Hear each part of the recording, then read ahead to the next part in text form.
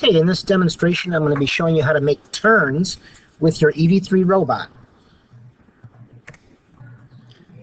So the first thing we want to do is bring out our event block of when the center button is pressed, and that's what I'm going to use in order to start my program. And the next thing I want to find is in the Movement tab. So go over to Movements and look for the one that says Move left or right for a number of degrees. We're going to want to change rotations to degrees. Okay, now we're set for rotations of degrees of the wheel, because when we're turning, think about the wheel being 360 degrees around. We want to make sure that if we want to turn right, the left wheel is going to be doing more work.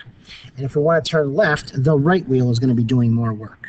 So what we want to do here is we want to say we want to turn right. We want to click on this option right here, and we're going to want to set this to a right at 50.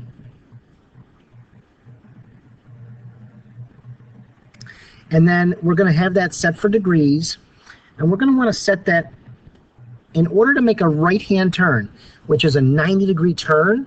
We have to rotate the wheel at a distance of 370 degrees. Okay, so what this block right here would do for you is would allow your robot to turn right 90 degrees. Okay, and the same thing goes if you want to turn left. You're going to bring another one of these blocks out, and to make a left-hand turn, you're going to set the left to 50.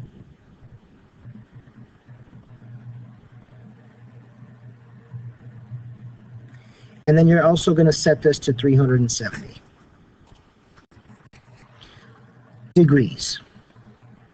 Not rotations. That would be doing donuts. If your robot seems to be spinning around in circles 370 times, well, that would indicate that you are on rotations and not degrees. So what we have here, we're showing a right-hand turn at 90 degrees, and then we're showing a left-hand turn at 90 degrees. And again, in order to download this to the robot, I would come down to the lower right-hand corner of the screen, click the download button, and wait to hear a noise from the robot. It happens rather quickly, so it should be a rather smooth process.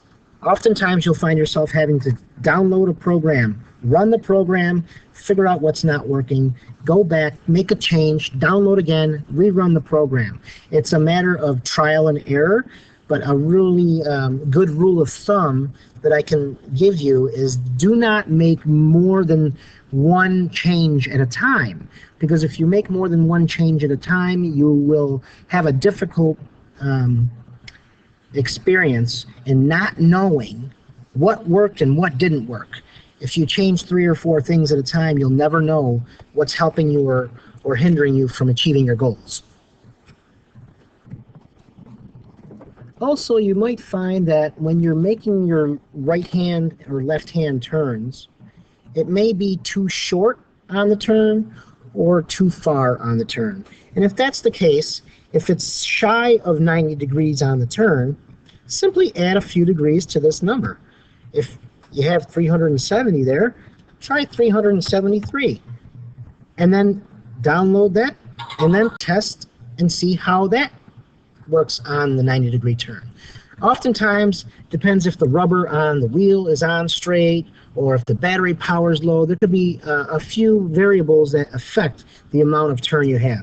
So you can always adjust these numbers to your robot's needs.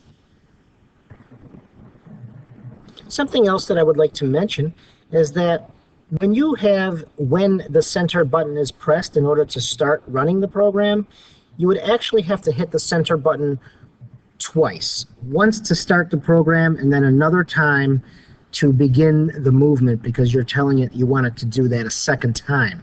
So if you want to avoid that and just have it start when you hit the center button itself, you just simply need to use the block that says when program starts. And therefore, when you scroll down to your play button program, the next time you hit enter, it would automatically start with the block that's currently shown here when program starts. And that's also found in the Events tab.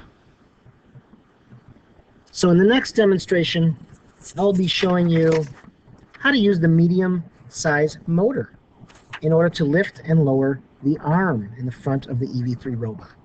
Until then, have fun.